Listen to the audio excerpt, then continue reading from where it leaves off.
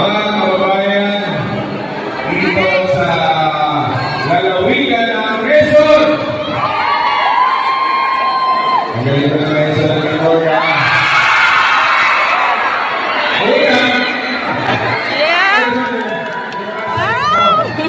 At unang kayo lagi, ako'y nagpapasalamat sa iyo na napakainit na pagtanggap sa akin dito. Ano tayo muli?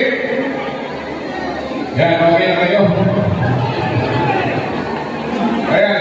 Pero meron naman, ibig ko may palang sa inyo. Sa akin magpamalik, marami tayong naipasang batas na napapanginabangan natin ngayon. Ako po ay nakapag-file na mahigit. Kaya hindi ko may pamalang batas at nakapagpasa ng 343 na batas na ngayon. Kasama dyan yung kapalikan sa